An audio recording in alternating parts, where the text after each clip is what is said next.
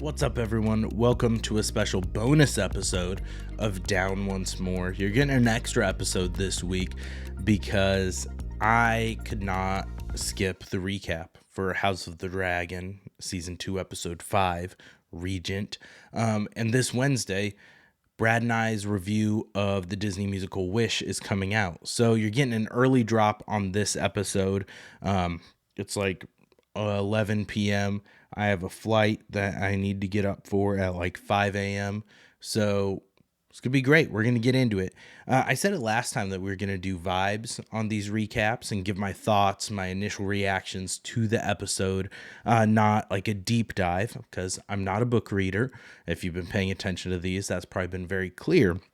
But I do have a message to the book readers. Can you all just calm the fuck down on social media?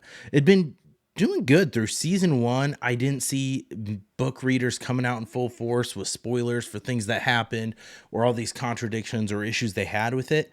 After episode 3 aired, I was starting to see it trickle a little bit on X, on Twitter, and Facebook, some of the other things. And now, after last week's episode with Rook's Rest and everything that took place there, it was just going haywire with people with the previews and stuff going crazy. And just calm down. Like, the show is its own thing. And I know it's kind of like going to people. It's like, it's your own fault if you haven't read the book.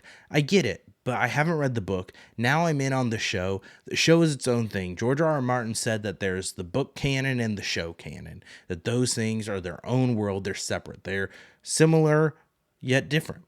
And so let us enjoy this. Don't spoil stuff just because you're not happy with something that happened. It's this kind of shit that makes me get this close to getting off of social media for good. I've already cut it back way much, and I can never fully cut the cord because of this podcast. So, I mentioned the review of Disney's Wish is coming out on Wednesday's episode. It's a little over an hour long. The last 20 minutes of it were about the most chaotic moments of anything we've had on the podcast so far. A lot of fun. The hardest I've laughed while editing an episode. And so stay tuned for that. I'm going to have a little bit of a teaser trailer for it after this episode to give you a little bit of a taste of what to expect. And it's not even the best stuff because I had to hold that out. I had 25 bleeps in a 3-minute segment, and I don't usually bleep anything out if that's any indication of what to expect. One thing I want to give a shout out to Eve Best, who has played Rhaenys on both seasons of House of the Dragon, and we saw her and Meleys have their farewell at the end of last week's episode, and I forgot her name last week, and so that's shame on me, but wanted to give a special shout out to Eve Best, who played the Queen Who Never Was so well on this show. Hats off to her. I have to literally do it since I'm wearing a hat. Shout out to Eve Best. Let's get into the episode. Episode 205, Regent.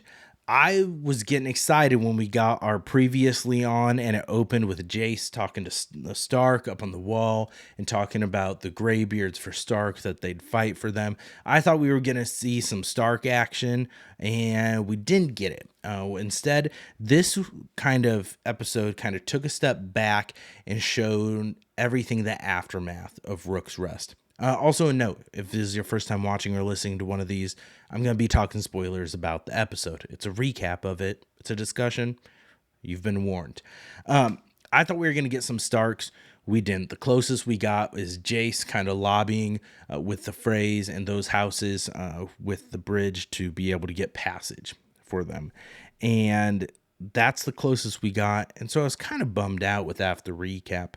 I was also surprised. I don't know if you all are people who watch the intro song or skip the intro song, but the intro song, I thought maybe we'd get the Vhagar Meleys battle. I thought we'd maybe get that on the tapestry, and it has not made its way there. The last thing on the tapestry is the rat catchers hanging, which was added after added for episode 3. It wasn't at the beginning of episode 2. Sometimes there's a little bit of a gap there, but I'm surprised we haven't gotten any changes since then. There's been quite a bit that's happened in the show, especially last week's episode. Where's it at? So I thought that we dove right into it with this episode where you see Corlys grieving, you see Rhaenyra grieving the loss of Rhaenys, and then it goes right into, which is very like beautiful shots of the Corlys grieving on the throne in Driftmark and Rhaenyra looking out over the walls, looking at the sea and just beautiful shots, but short shots. And then you go to Melissa's head just being carted through the city. Kristen Cole thinking he's displaying their might. The king was able to take out a dragon. When in fact, it's just, as Mysaria tells Rhaenyra later, all this did is tell the people of King's Landing, make them feel like a bad omen's coming. Like dragons were viewed as gods. And now that one's dead, that's no bueno, no good is going to come out of that. You also get a shot of as the dragon's head is being carted through the city, and there's a cart with like rags, blankets, cloths on top of it, kind of hiding it. And when you know what happened last week, you're guessing that's probably carrying Aegon's body. You cut up to Alicent and Aemond are standing on the wall, and Aemond's just stone-faced looking out. Aemond is a calculated son of a bitch, and he has always felt like Aegon, that he deserved the throne over Aegon. Aegon is a little bit lecherous and just a bit of a piece of shit, and he's an idiot in Aemon's eyes. He doesn't know anything about strategy. He's brash, he's reckless, which Aemon has too, but he's a bit more calculated and knows what he's doing. And Alicent calls it out later in the episode saying about Aemond is still reckless with his plans and look what it did to Aegon. But I disagree. I think that Aemond, he didn't know exactly that Aegon was going to be flying out, but what happened after that, what caused Aegon's injuries, because I was right, he's not dead. What caused Aegon's injuries were Aemon's direct actions. So when they're standing on the wall, Alicent, you see, she's kind of looking, I don't know, I got the vibe, Olivia Cook does such a good job with this role, but I got the vibe that she's almost scared of her son Aemond in this moment too. Like she's seen other things out of him that, from all of her children really, that have kind of, well, not all, but Aegon and Aemond, that have kind of terrified her. And whether it's Aegon's incompetence or Aemon's brutality and kind of recklessness, ruthlessness, and you see that she eyes and she sees that he's carrying that cat's paw dagger, the one that I mentioned last week's episode. I'm pretty sure that's the same one from Game of Thrones. It is, and I remember it is from season one with Viserys, shows it to Rhaenyra, and says that was Aegon the Conqueror's. And so Aegon had been carrying that dagger, and Alicent clocks that Aemon took the dagger, and he's carrying it in his belt as his own, which just seems like so cold and showing that he didn't give a fuck about his brother and the state that he's in. All he's caring about is the kingdom. So even then when we're seeing Alicent follows the body and sees when the Maester starts working on Aegon, which, gonna be honest, I thought he would look a little worse for wear. He had a little bit of burns on one side, a little Phantom of the Opera-esque musical podcast, seeing it like that there. And then burns over his bodies when they're peeling his armor that is burnt to his flesh off.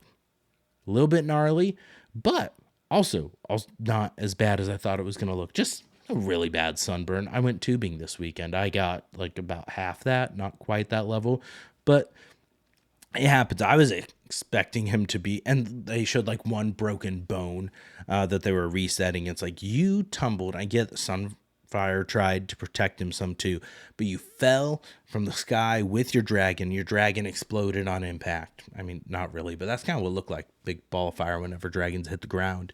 And also, I thought Aegon wasn't as bad, not as worse for wear as I thought he would be. And then, of course, Aemon, when he comes in and looks at him, just not any sympathy or concern or anything. And all he says, tells Alicent that someone will need to rule the kingdom in his stead.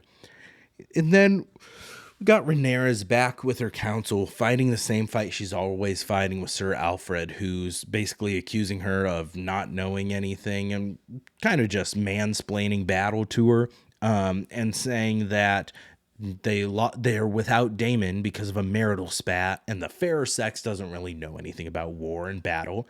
And Rhaenyra has just a great clap back. She's like, "Hey, we've been in peacetime. I know just as much about war and battle as you do. I've seen just as much action as you. So basically, sit the fuck down." Kind of puts Sir Alfred in his place, which I appreciated. I thought it was great. I'm glad to see Rhaenyra kind of standing up to the council more, because what we've seen in past episodes is she said her piece, but it's been more, she's reluctant to act, right? She was still holding out hopes for peace when she went to go see Alicent, and before then. And we saw it a little bit at the end of last week's episode, where she's finally now being decisive. She knows the path that they have to go down, and she's at peace with that. But this was the first time we've really seen her put Alfred and everyone in her place, that I can remember anyways, because usually it's been Rhaenys is saying something and standing up, or someone else kind of backing up Rhaenyra and helping prop her up. And this, she was standing up on her own, putting him in her place. And I felt like showed the kind of queen that she could be, and who we want to see out of Rhaenyra, and what Viserys saw in her. She is willing to speak her mind. She knows what she wants to do. She knows she's not going to go rash, just dive headfirst into things. She's going to be calculated. She's going to consider the risks, and she's strong enough and smart enough to handle these sexist men who are serving her, who kind of were there more for Daemon, and just because they hate the Greens, not as much as they love Rhaenyra. And we get to see, they're fucking me up with these, and I don't know if I'm just castle illiterate. They like to do the pan shots of these new locations and castles and keeps, and I feel like I should know where they are, but I don't, because not a location scout for Game of Thrones or House of the Dragon. I don't recognize all of these. I should have clocked that it was the Eyrie, but it didn't. And so you see some of with Lady Arryn there and Rhaena, some back and forth about, we thought you were gonna send us bigger dragons. We're offering you shelter and safety. We said the cost for that would be dragons, and we have here, like, we've got hounds that are more fierce and worth more than these dragons currently. And we wanted a useful dragon. And they have some great dialogue. I felt like the writing was really good in this scene. It was a slower episode, that after the high of last week's episode, some people could be disappointed, but the characters and those quieter moments, I feel like, is where House of the Dragon actually excels, and is great, and probably succeeds a little bit more than Thrones in that regard. And I thought it was highlighted perfectly in this episode, and that you get these talks with Lady Arryn and Rhaena about feeling powerless. Lady Arryn is referring to, because they don't have the dragons, that feeling of feeling powerless. And Rhaena's talking about because she doesn't have the dragon. She's the one of, like, her sister, her siblings, or cousins that doesn't have her own dragon, and just feeling powerless, and like she was sent off basically to nanny these children. We get some more dialogue throughout this episode with Mysaria and Rhaenyra, with Mysaria being a true, like, counselor to Rhaenyra and telling her things that you can't do yourself, let people do it for you. I'm more tapped into the pulse of the people there, and Cole made this calculated, well, his error in his calculations of how the people were going to react to seeing Melissa's head, as I mentioned. And she's like, we can get through this. Leave it to me. I got an idea. And she sends someone off to King's Landing there. We have Daemon, and this was one of the things that was spoiled for me from people who read the books, were pissed about it looking like Daemon was going to have a dream of fucking his mom. And guess what? He did. I don't know what that really adds. From the discourse I was seeing online, it has nothing to do with the book.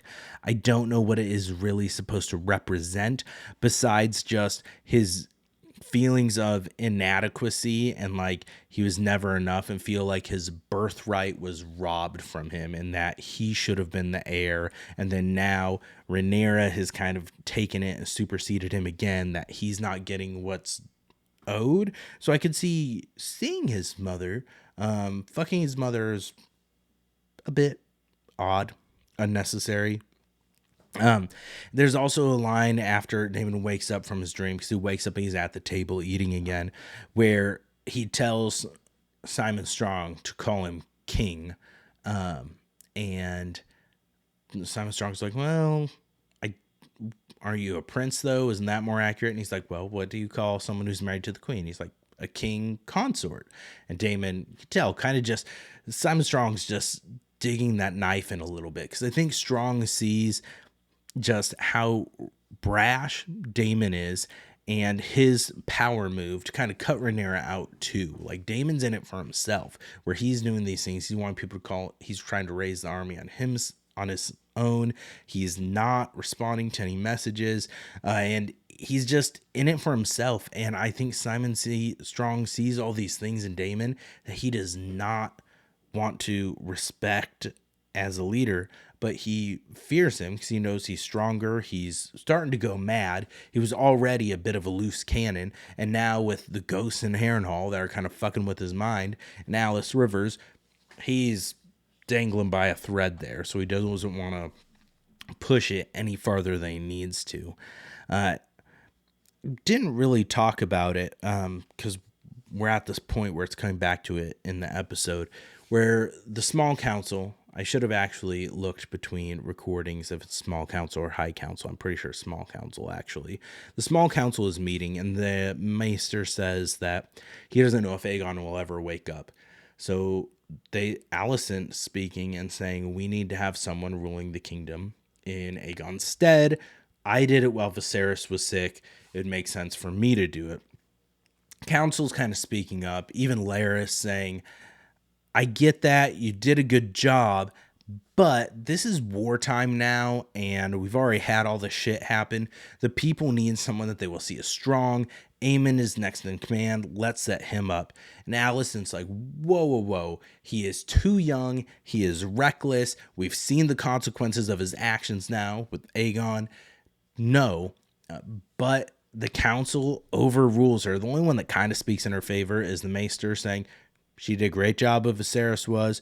We could give her a chance. She's shown she's wise. But everyone's like, but it's not the same. And the people won't like as much if it's a woman. Like, if we're going to support a woman queen, may as well be Rhaenyra. She has a fucking dragon at least. And Kristen Cole is the final one that makes the decision as the hand of the king. And he says that Aemond is king. And Aemond immediately, he grabs the marble that sits in front of him, which don't know the purpose of those, kind of that everyone's there at the table. That's your symbol of power. And he just starts telling orders on what to do. He orders that the rat catchers finally be taken down. That's the one thing I clocked and noted when Meleese is going through the city. Rat catchers, very decomposed, but still hanging there. But Aemon also orders that all the city gates are sealed, no one in or out except for trade. And he orders that and the rat catchers be pulled down.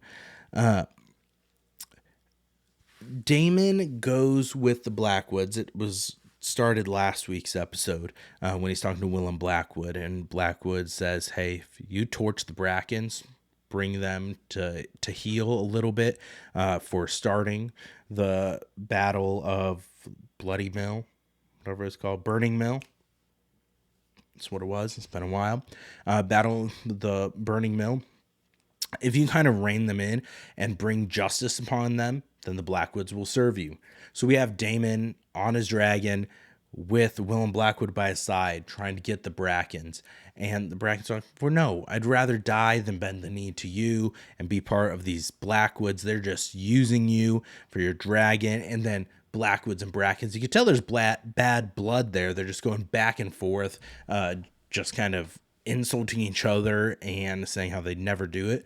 And the Brackens ultimately say, I'd rather burn, rather die right away. But Daemon doesn't torch them because he's more worried about getting his army and where it, he doesn't really want to get all the loyalty. He needs as many men as he can get because he wants to make a ploy and make a move towards King's Landing. And so he tells Willem Blackwood, who's kind of pissed that he didn't actually torch them, he tells him, we need the men. That's what's more important. There's other ways, like I can't do some of these things, but there are ways that you can get them to kind of fall in line without complete bloodshed. There's ways to persuade them to fight, and the crown can't be seen doing it. Willem knows what he means. And then later, Alice Rivers is telling Damon that she's hearing voices on the wind, telling her about the Brackens, how they're having children taken from their homes, their houses broken into, and their women carried away. And kind of saying that you're putting their lives at danger. You're going to make it where the Riverlands and the realm will suffer. This is not the way of doing things. Damon doesn't care. He's like, they're going to be more pliable. If they think their wives and children are at risk, they're going to bend the knee. And he's like, I'm doing this. He's justifying it. He's like, I'm doing this for the greater good, because if Aemon stays on the throne, the realm will suffer. And so I need the Riverlands to fall in line. And if they fear me, perfect. I need them to fall in line so that we can take the throne and Aemon doesn't sit there. And right as he's telling her this, Simon Strong comes and tells him that the Brackens have bent their knee. Because Damon also said the queen, sorry, I think I'm jumping scenes. Damon says, because it's all kind of jumbled here, Damon's having a conversation with someone. It says, Rhaenyra is never going to be supported. As the queen, the people do not want a queen there. They want a man to rule them, not a woman. And so, but hey, when I take King's Landing, Rhaenyra is welcome to still sit by my side, but I will be the one ruling. So that's how it is. They need a man. Solid sexist shit from Daemon here, but he's not wrong based on what we've seen from the people. They are not really interested in a queen. They do want to see a man, a strong ruler on the throne, because people are stupid. One thing I had noted here is that we're seeing in Daemon, I feel like his plan is coming to fruition. He's getting closer to what he wants, but he's slipping into madness more and more regularly. It was jarring in the first few episodes when it happened, right? Like, it seemed unexpected. Now it seems like that's his norm. He's not as shocked by any of it when he starts seeing different things, when he's meeting the River Lords the Lords of the Riverlands or people of the Riverlands come and tell him everything. They're like, the Blackwoods, they're carrying Targaryen banners and they are burning sacred sex. They're stealing from it. They're taking women and children. They're burning fields and farms. And we're not going to raise our banners for a tyrant. If that's what you stand for, the Targaryens are tyrants, it doesn't matter what would happen. And we should have known better by someone who would have a child killed in their own bed. And Daemon saying, that wasn't him. Bring to me whoever's telling you these lies so I can have my way with them. They're like, well, that'd be half the kingdom then, because everyone's fucking saying it, and we should have known better from you. And so Daemon, like I said, he's not being as fazed by it, but it's still kind of shaking when he sees Laena. Laena's the one that seems to trigger him the most when she pops up. And I think it's because he did actually care about her, and she did have an impact on him, not just because she's the mother of Baela and Rhaena, who are two very strong women in their own, that he's abandoned, but absentee fatherism, we won't go there, because Rhaenyra has Jace is the only kid with her. She sent everyone else away too. There was some great cinematography in this and great directing where they have where Daemon's leaning on the fireplace, just kind of with his head in his hands a little bit after the River Lords tell him, basically, we're not going to raise our banners for you because you're a tyrant. And then it cuts to Rhaenyra leaning against the fireplace too. And then it closes out on the scene with Rhaenyra and Jace talking and trying to plan what they can do, what their next move can be. And Jace is saying, hey, there's other people. It doesn't have to be our direct bloodline. There's people who have fallen out of our line, or people who are still in our line that could have the blood, that could have the bond and be able to ride dragons still. And we could still put them on dragons and they could help us. And that's where the episode ends. And it looks like next week we're going to get diving into that a little bit more. I felt like this episode, I skipped a scene where Corlys is staring out over the sea and Bela comes to talk to him and kind of trying to comfort him a little bit, because you can tell Corlys, he's angry at Rhaenys' death, at how it happened, and he's a little bit lost because he truly did love Rhaenys, and you can tell that. But Balin tells him that Rhaenyra is offering him to be her hand, and Corlys kind of just poo-poos it a little bit, because he sees it as just placating him for his loss and saying, that's not going to make up, that's not going to help my grief, just because you give me this. And Bela gives just a fantastic and a powerful speech that kind of highlights the writing this episode. And it kind of serves as a wake-up call to Corlys. And then she turns and walks away after saying it, kind of like a mic drop moment. And he says that he wants her to be his heir.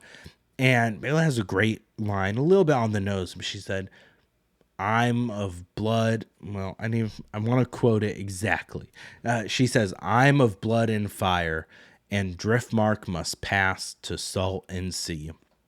And I thought that was great, because there's been lots of talk, what Corlys has been talking about, needing someone of the sea and someone who knows those ways. And Bela, just with the self-awareness, like, that's not what this kingdom, that's not what this town, whatever land, I'm blanking, it's later, that's not what they need. They need someone of salt and sea. They don't need someone like, I'm more of the Targaryen blood in me. Like, she has that fire, she has that spark, and she knows that she's not who Corlys needs and who Driftmark needs. And I thought that was a great scene too. Thought the actress who plays Bela absolutely crushed it. The actor who plays Corlys does a fantastic job as always. I thought this was a really good episode. It kind of set up the different seeds, and now we have the younger generation taking over a little bit more. Jace is going out and doing more things with his parlaying with the people in the Riverlands, and you've got Bela kind of asserting herself more with Corlys, and she had been the past few episodes too. When she was at the council and when she's flying out, she's been able to hold her ground and do her own thing. And now we're seeing potentially bringing in the next generation of dragon riders as well, finding other people who have fallen out of the line. And so I thought this was a great episode. I thought, yeah, it's a little bit of a setup episode. It slowed things down a bit, but I think that's great. We're at the midpoint of the season. Perfect time to do that and establish what's coming next. So can't wait for next week's episode. I hope you enjoyed this bit of a recap. And the early drop with it. If we do have other episodes during the week, I'll try to be getting these out on Sunday or Monday. We'll still do recaps through the rest of the season. So that's my word to you. I'm going to get this edited and out the door and try to get about 5 hours of sleep if possible. It's going to be like 4 hours of sleep before my flight. Stay tuned. Here is a teaser preview for Wednesday's episode of Wish. So enjoy that teaser and then go back and watch some other videos on the YouTube or listen to other things on podcast feed. Lots of variety. Appreciate you all coming along for the ride. Thank you. Here's the preview for Wish. And after you watch that, have a great night. Don't forget to go down once more. Later. All the cameos, they were just like, we need 100 references to Disney movies for our 100th anniversary. No, you don't. This movie had some of the most, like, Random. Disney is sucking their own so hard with this movie. I had a problem with Welcome to Roses. Stop. You still don't narc? What's wrong with you? Get out of here. They're like, well, it's a Disney movie. We got to kill some parent. She's too doughy. It is not on the level of Bet on It. You're right. It's How better than dare Bet on you? It. It's better than Bet on It. It's better than Bet on It. Shut the fuck up. Not even the best song in High School Musical gotta 2? go my own way. Hicks, Bet on ass every day. You're right. You're right. And Gotta go twice my own on way. Sunday. Can I say serving? No. Can I not? No. I cannot. Nope. Cannot say Nope. serving. Bleep it when you edit this. Bleep it out. You can't say that. What? The f*** are you talking about?